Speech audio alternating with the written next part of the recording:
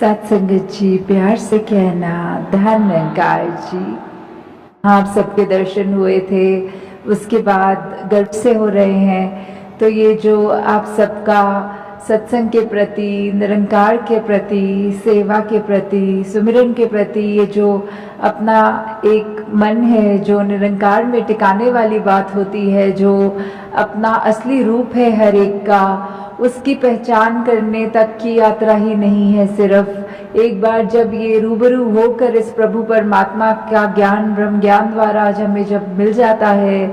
तो उसके बाद जीवन को कैसे जीना है, वो सब बातें जो इस सत्संग रूप से हमें शिक्षा मिलती है, उसको किस तरह अपने जीवन में अपनाना है। तो वही भाव आप सबका आज दिख रहा है कि चाहे आज कुछ भी करा जा सकता था दिन में, पर आप सब ने ये वो डिसीजन लेकर कि आज सत्संग ही किया जाए। तो उस तरह ये जो नहीं भी आ पाए और उनका भी ध्यान था सत्संग में आने का, या आप सब जो आए भी, तो कैसे ये समय की बात है कि अपना यूज़ जो किया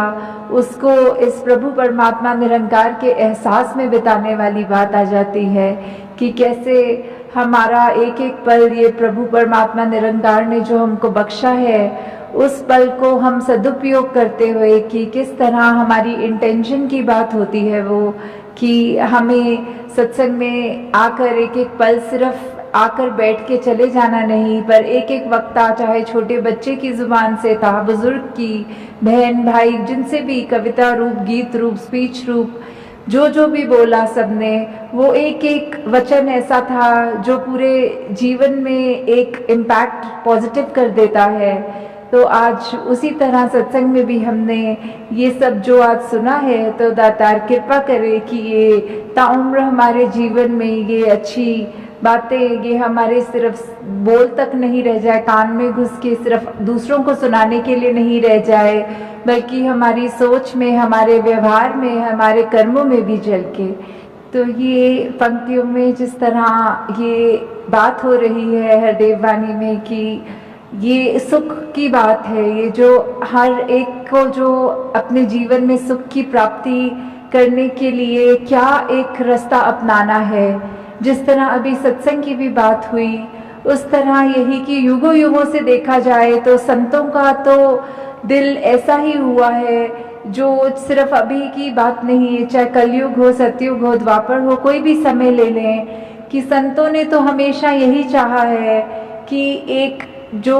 हर एक को कैसे मन में चैन दिया जाए, हर एक को किस तरह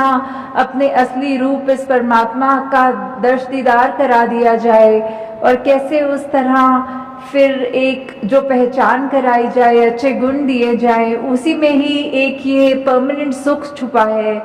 छोटे छोटे सुख तो कहीं ना कहीं हर समय पे मिल जाते हैं, पर ऐसा कौन सा सुख है जो हर समय एक जैसा ही हो और वो उस सुख में कुछ बढ़ा ना जाए, कोई घटा ना जाए।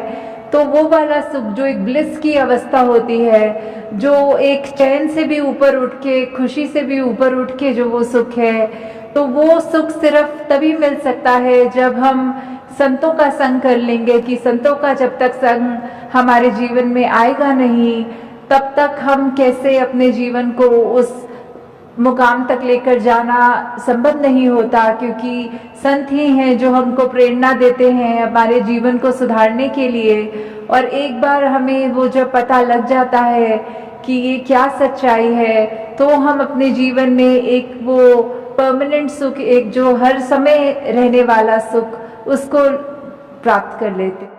तो ये सच्चाई जो हमेशा के लिए ही सच्चाई है, जैसे कोई सच्चाइयाँ ऐसी हैं जो अभी हैं, कुछ पल के बाद नहीं है। जैसे अभी अगर रात्रि का समय है तो कुछ घंटों के बाद वो झूठ हो जाएगा, क्योंकि वो दिन हो जाएगा। तो ऐसे कुछ सच्चाइयाँ कुछ समय के लिए रहने वाली सच्चाइयों की यहाँ बात नहीं हो रही। वो बात ही कि कैसे एक निरंकार प्रभु परमात्मा, यही सच्चाई ये तब भी थी जब ये ब्रह्मांड बना नहीं था, ये धरती बनी नहीं थी, और ये तब भी रहेगा जब ये सब कुछ खत्म हो जाएगा। हर कुछ जो माया का रूप है, उस रूप से हटकर जो भी है वो सब निरंकार है, वही एक ही सच्चाई है, कायम दायम रहने वाली सच्चाई। तो उस सच्चाई से जितने ज़्यादा हम जुड़ेंगे, हमारे अपने मन के भाव उन गुणों को अपनाएंगे कि कैसे ये हम इस निरंकार जैसा बनता और जाते रहें। जैसे विशालता का जिक्र आता है, और भी जो भी हमारे को गुण समझ में आते हैं कि हर एक गुण इस निरंकार में स्वयं है, और वैसे ही हम उतना ही हमारा भी मन सच्चा होता जाएगा जितना हम खुद सिमरन रूप में, संगत रूप में, सेवा रूप में इस निरंकार से जुड़ते चले जाएंगे। तो वो नेचुरली वही बात कि हमारे मन में भी वही सच्चाई अपनी पकड़ और बनाएगी, और हमारा मन भी फिर कुछ और गलत चीज़ें सोचने के बजाय सिर्फ ये सच्चाई से ही जुड़ता चला जाएगा। तो ये वाली जो हमारा जीवन काल मिला है, इसमें हमको जहाँ कर्म करने की पूरी आज़ादी है, वहाँ ये जो नेकी की बात हो रही है, जो नेकी की शिक्षा दी जा रही है कि हमने अगर ये अब सच्चाई को जान भी लिया तो उसके बाद भी हमारा जीवन कैसे होना चाहिए, हमारे मन के भावों से ही ये बात शुरू होती है कि हम अगर अपने मन में ये सिखलाइयों को, जो एक ह्यूमन वैल्यूज़ होती हैं, ये एक दूसरे की हित रखना, एक दूसरे को खुशी देना, हर एक के जीवन में एक आराम देने वाली बात, जो भलाई की भावना लेके मन में अगर हम कोई भी कार्य करते हैं, वो इरादा, वो इंटेंशन, वो ही बहुत मायने रखता है। कि कर्म से पहले तो वो हमारी इंटेंशन की बात है कि कर्म तो फिर भी बाद में करेंगे, पहले तो उसको सोचना ही, वहीं से ये यात्रा शुरू है।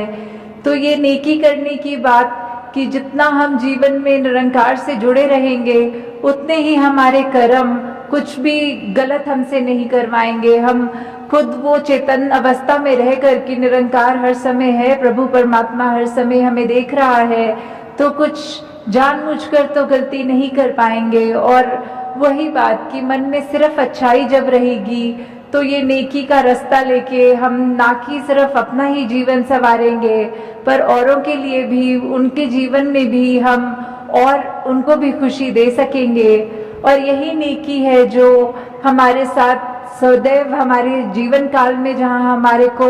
एक अच्छा जीवन जीने की कला बख्शेगी, और वही बाद में भी जहाँ वो परमात्मा की दरगाह वाली बात है कि उस समय भी जब मृत्यु हो जाएगी, तो भी हमारा ये जो जीवन में हमने कर्म किए हैं, वो चाहे हमारी एक बात तो वो भी हो जाती है कि कर्म को जहाँ बोला है कि बुरे कर्म तो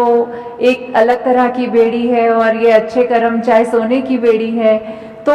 जहाँ वो बात भी है कि कर्म हम अगर सोचें कि हम खुद कर रहे हैं, तो उसको अगर अच्छा करें या बुरा करें, तो वो एक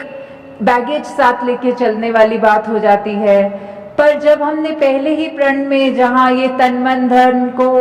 सरेंडर वाली बात, ये समर्पित कर दिया इस परमात्मा के आगे कि सब जो बख्शा है उसी का है, तो ये ख्याल भी और ये कर्म भी जो भी हमारी तो कोई औकात नहीं कि करें। तो जब उस भाव से हम रहेंगे और हमारे अच्छे कर्म हमसे होते जाएंगे, तो फिर वही बात है, वही कर्म है जो आगे हमारे मृत्यु के समय भी हमारे साथ जो आगे जाएंगे। तो ये सरबत के भले वाली बात कि हर एक में कोई फर्क ना करते हुए कि ये भलाई की भाव जब मन में है, ये मन में जो रोशनी जग गई है, तो फिर उस रोशनी ने कोई पार्शियलिटी नहीं करनी, कोई ऐसा नहीं सोचना कि सिर्फ इस व्यक्ति के लिए ही रोशनी है, इस व्यक्ति के लिए अंधेरा है। तो वो जब रोशनी जगी है तो वो हर एक बराबर है, आगे हर एक को ही उतना ही दिखना है। तो हमने भी अपने नज़र में कोई फर्क नहीं करना। वो भाई कन्हैया वाली सेवा भक्ति की बात कि जहाँ युद्ध के मैदान में जब उनसे भी पूछा गया कि आपने ये सेवा रूप में पानी पिलाना है, तो उन्होंने कोई फर्क नहीं किया कि ये हमारी सेना है और ये दुश्मन की सेना है। उनको भी वही भाव लगा कि सभी अपने हैं। ये जो अपनापन, ये जो सभी अपने वाली भाव है, वो उस भाव से जो सेवा की गई उनकी भी, तो वही एक मूल बात है कि जब ये परमात्मा प्रभु ये ही एक है और हम उसके संतान, चाहे कितने भी भिन्न भिन्न दिखते हों, आदतें कितनी अलग हों, खान पीन, कोई पहनावा, कोई रहने की जगह, कोई देश, जितने भी अलग हम उस तरह दिख रहे हों, पर ये जोत तो एक ही है, जो हमारे साथ है, जो हम जिसका अंश अपने आप को बोलते हैं, परमात्मा का अंश ये आत्मा, सब में वो ही एक बराबर आत्मा है। तो कोई उस तरह का फर्क ना जब करें और अपने आप पे ये सुधार हमेशा जारी रखें कि हम बस अपना एक जो सही मार्ग है उस पर ही चलते रहें, ठीक बातें करें, सही अपना उच्चारण रखें, तो वही बात हमारे जीवन में खुशबू भी जहाँ डालेगा वही हमको और निम्रता की ओर भी लेकर जाएगा। हमको अपने कर्मों के ऊपर वो अभिमान भी नहीं होगा और हमेशा वो सेवा भावना जहाँ सभी अपने हैं उस नज़रिए की तौफीक भी हमको हमारे साथ रहेगी। तो दासी सभी से यही एक कामना करते हुए कि निरंकार का जो पहचान हमें मिली है, हमको अपने कर्मों में ये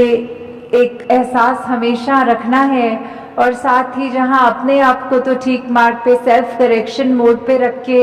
हर चीज़ को करना है, साथ ही कोशिश ये भी हो कि हम जितने भी और हमारे जानने वाले हैं हम उन तक भी ये सच्चाई की वे आवाज़ पहुँचाएं कि जिस तरह हमको ये तौफीक मिली है, दातार कृपा करे हर एक के घर में एक ये ज्ञान उजारा होकर उनको भी ये रोशनी मिले। साथ संगत जी, धन्यवाद।